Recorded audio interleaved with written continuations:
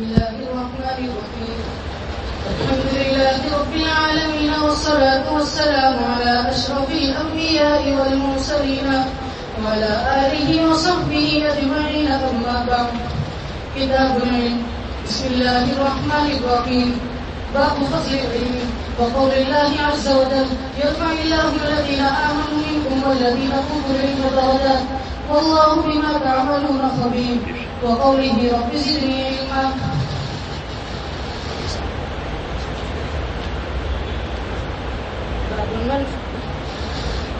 باب من سئل علما وهو مشتغل في حديثه فأتم الحديث ثم أجاب السائل وبالسند المتصل منا إلى الشيخ الإمام الهمام الحافظ الحجة أمير المؤمنين في الحديث أبي عبد الله محمد بن إسماعيل بن إبراهيم الجعفي اليماني البخاري رحمه الله تبارك وتعالى اللهم انفعنا بعلومه وعلومكم آمين يا رب العالمين أنه قال حدثنا محمد بن سنان قال حدثنا فليح حدثني إبراهيم بن المنذر قال حدثنا محمد بن فليح قال حدثنا أبي قال حدثني هلال بن علي عن عطاء بن يسار عن أبي هريرة رضي الله عنه وعنه قال بينما النبي صلى الله عليه وسلم في مجلس يحدث القوم جاءه أعرابي فقال متى الساعة فمضى رسول الله صلى الله عليه وسلم يحدث فقال بعض القوم سمع ما قال فكيف ما قال وقال بعضهم بل لم يسمع حتى إذا قضى حديثه قال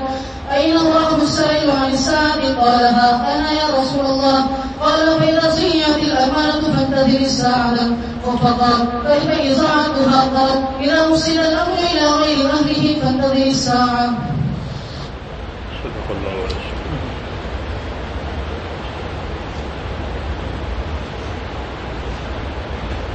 بسم الله الرحمن الرحيم الحمد لله رب العالمين والصلاة والسلام على سيد المرسلين وعلى آله وصحبه أجمعين.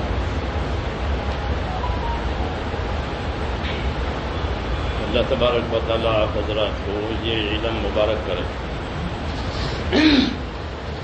کیونکہ یہ بہت بابرکت چیز ہے. دنیا میں دو ہی چیزیں بڑی ہیں, ایک ایمان اور ایک علم. یہ علماء نے لکھا ہے کہ دو چیزیں بڑی ہیں, ایمان اور علم. ایمان ایک تو اللہ کا تعلق اور اللہ کے حقوق کو ادا کرنے کی ذمہ داری, وہ ایمان ہے. اور پھر ان حقوق کی کیا تفاصیل ہے وہ اس علم میں ہے. اس لیے جو علم ہم کو پڑھایا جاتا ہے اور ہم پڑھتے ہیں یہ حقوق کی ادائیگی کے لیے ہے, کیونکہ اللہ نے دنیا کو دار الحقوق قرار دیا ہے اور آخرت کو دار الاجور قرار دیا ہے. جو یہاں سے حقوق ادا کر کے جائے گا وہ اپنا اجر پائے گا. اس لیے اسی لیے اس کو پڑھنا ہے, اس کو پڑھانا ہے کہ اللہ کی طرف سے جو آنے والی ذمہ داریاں ہمارے اوپر آتی ہے دنیا میں ہم اس کو ادا کریں. اللہ کا یہ حق ہے. پھر اللہ تعالیٰ نے بندوں کے حقوق بھی قائم کیے, اس کی تفصیل بھی اس کے اندر ہے کہ اللہ کا کیا حق ہے. کہ اللہ کا حق وہ عبادت ہے اخلاص کے ساتھ. بندوں کا کیا حق ہے, تو بندوں کا حق یہ ہے کہ ان سے انصاف اور احسان کے ساتھ رہا جائے. بندوں کے لیے ان کے ساتھ انصاف ہو, ان کے ساتھ احسان ہو. یہ بندوں کے حقوق سے تعلق, اس کی تفاصیل اس کے اندر ہے. حدود اور قیود اور حقوق یہ اس علم کے اندر ہے. اس کو اسی لیے پڑھنا ہے. اس سے ہم واقف ہو جائیں اور واقف ہو کر کے اس کا حق ادا کریں اور اس سے اپنی آخرت بنائیں. یہ علم آخرت کہلاتا ہے. اس لیے اپنی آخرت بنانے کے لیے اس کو پڑھنا پڑھانا, کیونکہ ہم آخرت کے لیے ہیں. حدیث شریف میں اللہ نے دنیا کو تمہارے لیے پیدا کیا ہے اور تم کو آخرت کے لیے پیدا کیا ہے. اور آخرت کے لیے پیدا کیا ہے تو آخرت کی تیاری کیسے ہو, اس میں کامیابی کیسے ہو, اس کے اللہ تعالیٰ نے یہ علم بتایا. اس لیے اس کو پڑھنا بھی ہے, پڑھانا بھی ہے, اخلاص کے ساتھ, محنت کے ساتھ. علم دو محنت مانگتا ہے، ایک اس کے حاصل کرنے کی محنت، ایک اس پر عمل کرنے کی محنت۔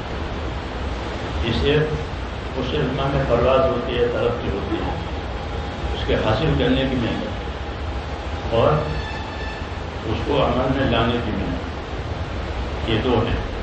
اس سے علم میں ترقی ہوتی ہے، علم کی بھی ترقی ہوتی ہے، علم کی بھی ترقی ہوتی ہے کہ اچھی طرح محنت سے پڑھیں، سمجھ کر کے پڑھیں اور عمل کے لیے پڑھیں اور محنت کے ساتھ پڑھیں۔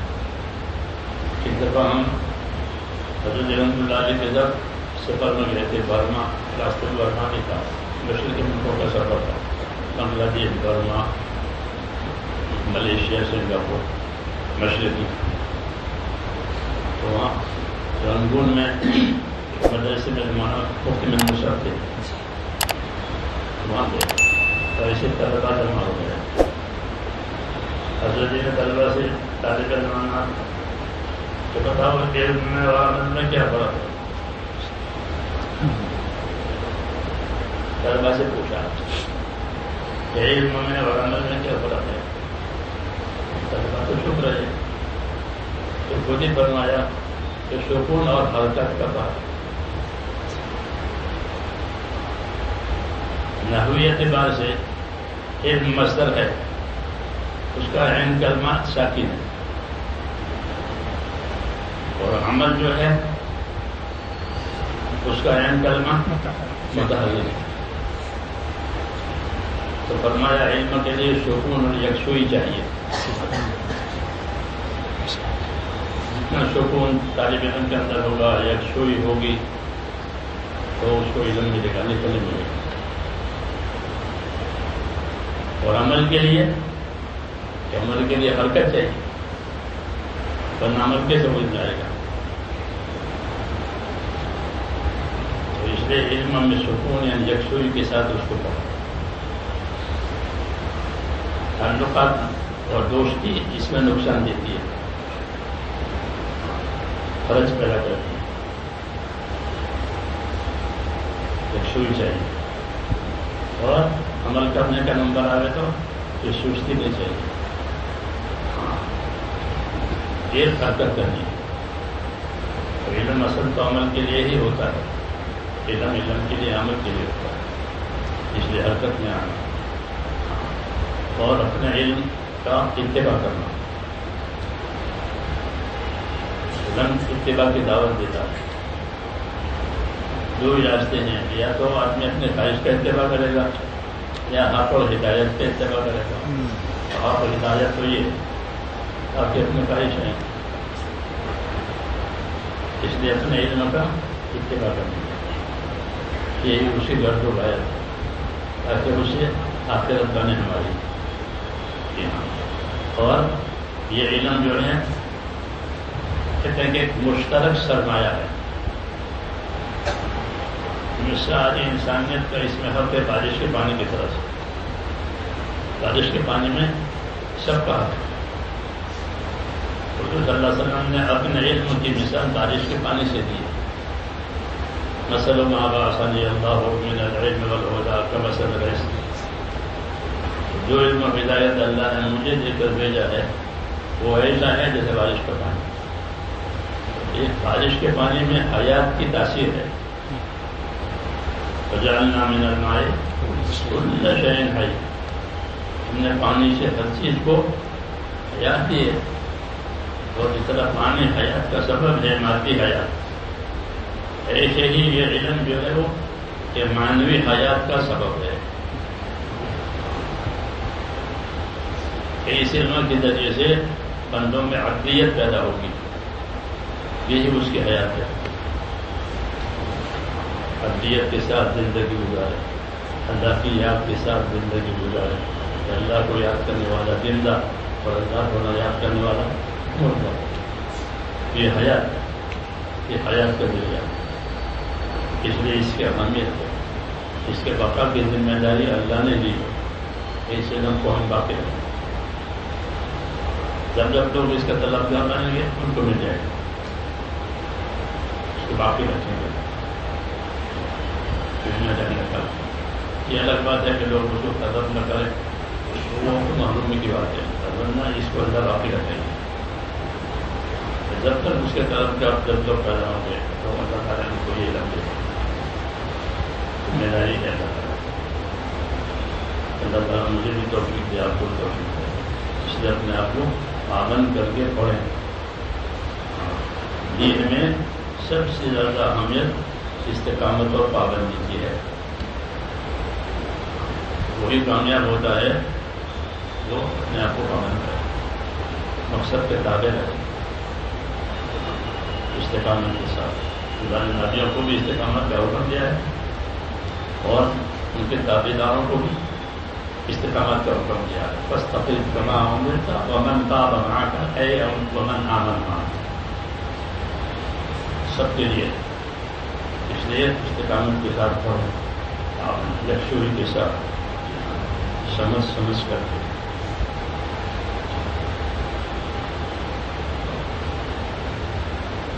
اجازت نہیں. اچھا، آپ حضرات کو جس طرح ہمارے حضرت مہدی رحمۃ اللہ علیہ نے ہم کو اجازت دی تھی، اسی طرح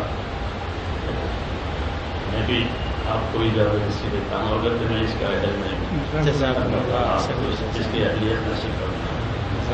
ویسے یہ سلسلہ قیامت تک جاری شروع ہوا ہے.